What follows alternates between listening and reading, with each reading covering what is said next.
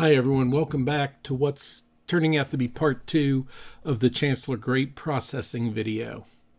So, in part one, we harvested the grapes and crushed them. And let me explain a little bit more what happened after crushing. So, after crushing, the grapes were transferred from those big tubs into fermenters, and the chemistry was checked, and they were found to be 3.15 pH and 19 Brix, which is 19% sugar. I would have liked to have had the pH a little higher and the sugar content a little higher, but as grapes mature, the sugar levels go up and the acidity drops down, which means the pH rises, the pH number rises.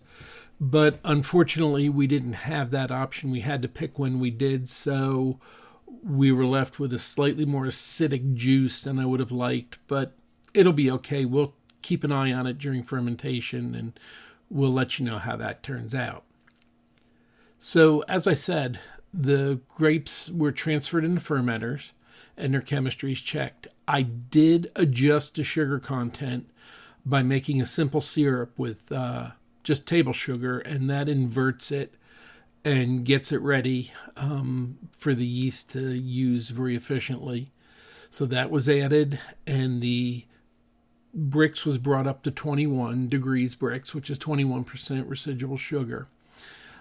I added potassium metabisulfate and brought that up to about 20 parts per million.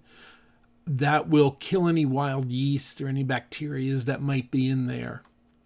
The must, as it's called now, was left to sit for 6 to 8 hours.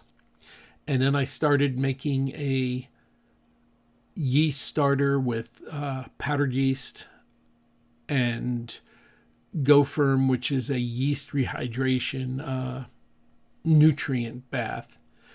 And that was all added to warm water at about 90 degrees Fahrenheit.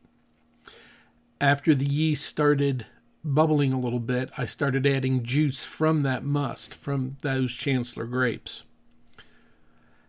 After that got going good, I added it to the fermenters and then covered them with cloth.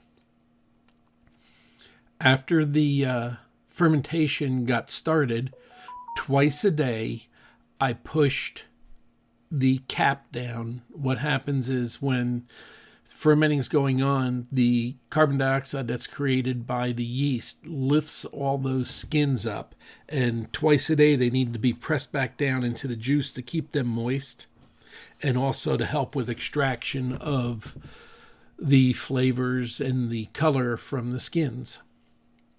Well, after that went for about a week, the grapes were then transferred to the barn again, and we proceeded to press the grapes. Now, the first juice out is called free run juice, and if we had more juice, I would have kept the free run separated from the pressing, but because we only had around 30 gallons, I decided just to press and mix the pressings with the free run at the time of pressing. So as you're watching these videos, you'll see that we filled the basket up, and then we put the wood blocks in and pressed. And as you press, the juice, the must recompresses, and you just keep clicking down and letting it sit, clicking down and letting it sit. And eventually it'll hit a point where it's not compressing much anymore. And this is one of the keys, is you're watching the juice, you're watching the sunlight glint off the juice. You do not want to crack the seeds because that will add bitterness to the wine. And you can tell this because when grapes seeds start cracking, you'll start seeing like an oily sheen on the surface of that. It's now wine, actually. It's been fermented. And you know to stop pressing and back it off. And then what you're left with is a cake. We pull the wood blocks out, which you've watched in the video or will watch in the video. We pull those blocks out and we then separate the basket, and we're left with a cake which gets thrown into a compost pile. What we're left with is wine and those pressings, which, as I said, get composted.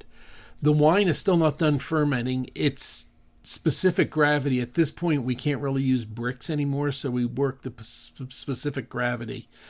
And the specific gravity at that point was 1.01. And the wine was put into a secondary fermentation vessel with an air dock to keep the air out of the wine at this point, because it was almost done fermenting. And the wine was left to finish fermenting. And then we will add potassium metabisulfite to keep the wine from spoiling, to keep it from getting oxygenated.